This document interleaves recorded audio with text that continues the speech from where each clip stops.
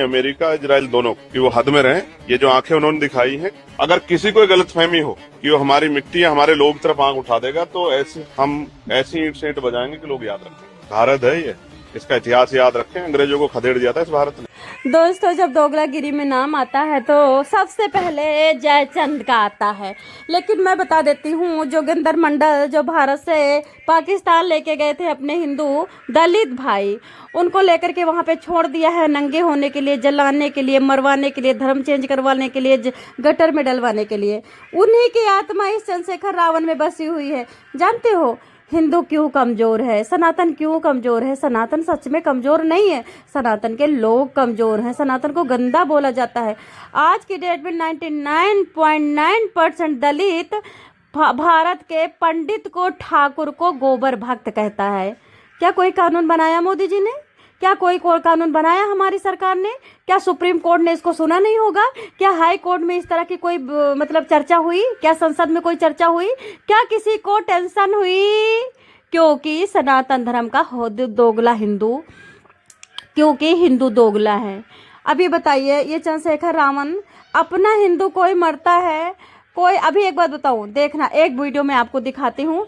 जब मुसलमान एक हमारे हिंदू को हंसता है, एक हमारे हिंदू भाई गौ रक्षक और हिंदू रक्षक और बेटियों के रक्षक को हंसी उड़ाता है, हमें बुरा नहीं लगता, क्योंकि मुसलमान तो हंसी उड़ाएगा भाई। लेकिन जब बुरा लगता है जब उसमें आकर के हिंदू दोगला दोगला करके, गंदा गंदा करके मैसेज करता है और हिंदू वो वीडियो काट के अपने चैनल पे डालता है।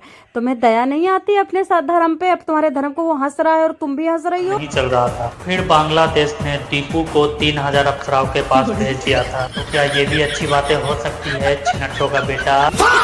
और अभी तो रुको सालों, मेरे को समझ में नहीं आता, मरा ईरान में, तुम लोग उसके लिए दुख क्यों दिखा रहे हो? वही तो मैं भी सोच रहा हूँ। टीपू मरा था बांग्लादेश में, फिर तुम लोग इंडिया में काय को रंडी रोना रो रहा था, लंगड़े। मुझे ऐसा क्यों लग रहा है तू अपना दूसरा टांग भी तुड़वा के ही मानेगा, लंगड़े। अभी रमजान चल रहा। देखो, अब ये जो महिला बैठी है हिंदू महिला है। हिंदू महिला, जब मुसलमान हमारे धर्म को हंसता है, हमारे धर्म के रक्षकों को हंसता है, हमारे धर्म के शेरों को हंसता है, तो हिंदू महिला इसको, मतलब ये माँ होने के नाते, बेटी होने के नाते इसे दया नहीं आती है, क्योंकि दोगला थू हिंदू है। हिंदू गटर का ढक्कन है। हिंदू से घटिया तो पोटी भी नहीं है, हिंदू से घटिया तो सुअर भी नहीं है। सुअर भी देखती होती तो कहती होगी हाय मैं क्यों न बनी। मतलब सुअर से भी घटिया। अच्छा हुआ भगवान कि हम दोगले नहीं हैं। मैं मानती हूँ 2% है हिंदू, लेकिन अच्छे वाले हिंदू में हम हैं। हमें दुख नहीं लगता है कि कोई मुसलमान हमें कहता है, हमें दुख लगता है जब हमारा हिंदू ही हमें गंदा बोलता है, हमारा हिंदू ही हमारे भगवान पे हंसता है, हमारा हिंदू ही हमें गोबर भक्त कहता है। एक बात तो पक्की है कि अगर कोई मुसलमान इस तरह से अपने धर्म का बुराई करता है, अपने धर्म का मजाक उड़ाता है, अपने धर्म के लिए हंसी बनाता है, अपने धर्म का मीम्स बनाता है, उसका सर तन से जुदा होता है, वास्तविक सलीम की तरह।